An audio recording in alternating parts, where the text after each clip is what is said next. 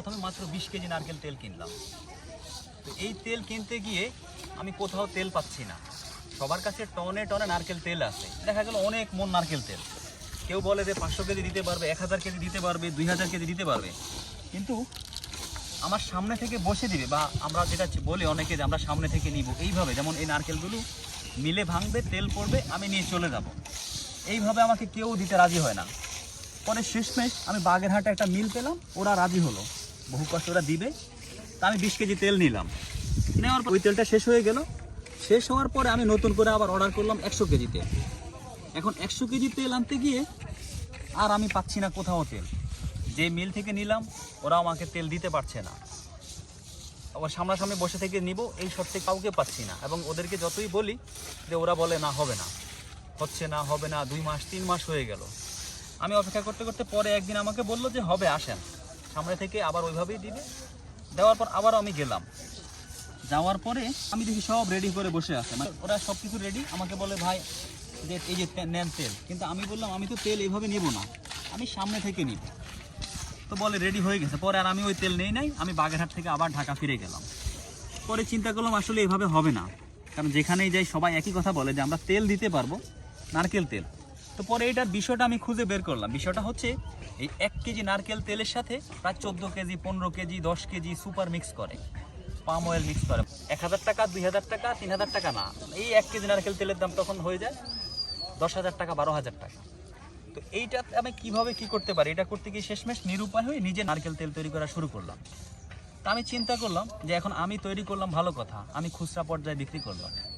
আমি এদেশের কয়জন মানুষের কাছে বিক্রি করি, একেবারে খুব সামান্য কয়জন, কিন্তু এদেশে প্রতি বছর কয়েক হাজার কোটি টাকার এই তেল প্রয়োজন হয়।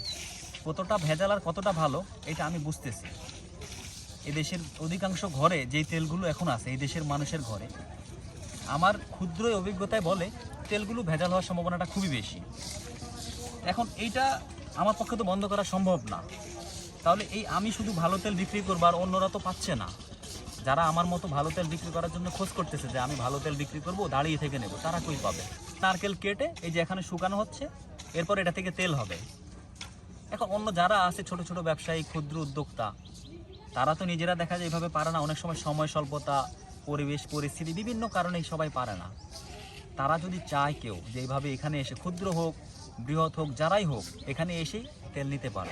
দেশের মানুষের চুল উঠে যায় ভেজাল তেলের কারণে।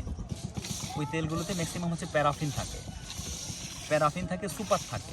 এই নারকেল কাঁচা থেকে গেলে এটার মধ্যে একটু পানি বের হবে। তো আমরা সাধারণত টেস্ট করি এইভাবে, যে আমরা যখন নারকেলটা শুকাইছি কিনা আমরা এভাবে দেখি, এই যে এইভাবে দিয়ে, এখানে বাতাসের জন্য আগুনটা ধরতে চায় না। এই যে আমরা টেস্ট করি এইভাবে, যে একটা নারকেল যখন আগুন দিলে যদি এটা থেকে হালকা বুদবুদের মতো বের হবে, মানে যদি পানি থাকে, মানে নারকেলটা যদি ভালো করে না শুকানো হয় তাহলে এখান থেকে পানি বের হবে। আর যখনই এটা একেবারে এই যে জ্বলে যাবে, তখন তার মানে এটাতে পানি নাই। এই যে আগুন জ্বলতেছে, দেখেন এটা সুন্দর জ্বলতেছে, তার মানে এটা সম্পূর্ণ শুকানো হয়ে গেছে, এটাতে আর কোনো পানি নাই। তো এটা থেকে একেবারে সুন্দর নারকেল তেল হবে। আর অনেকে করে চুলার মধ্যে ইয়ে করে, তো ওইখানে হয় কি যে চুলার মধ্যে নর্মালি পচা নারকেলগুলো বেশি হয়, ওইখানে নষ্ট নারকেল ওইগুলো বেশি। আর যারা রোদ্রে করে, যারা ওই যে বিশেষ করে খাওয়ার জন্য অনেকে এই তেলগুলো নেয়। তো এই তেলটা খাওয়া যাবে, মানে এই নারকেলটা খাওয়া যাবে, মানে হচ্ছে এই তেলটাও খাওয়া যাবে। আর যেই তেল খাওয়া যাবে না ওইটা নারকেল তেল না, মানে বুঝতে হবে ওটার মধ্যে কোনো ভেজাল আছে। আপনারা সবসময় চিন্তা করবেন, যেই তেল খাওয়া যাবে ওইটা চুলে দেওয়া যাবে, আর যেটা খাওয়া যাবে না ওইটা ভেজাল আছে, ওইটা চুলেও দেওয়া যাবে না।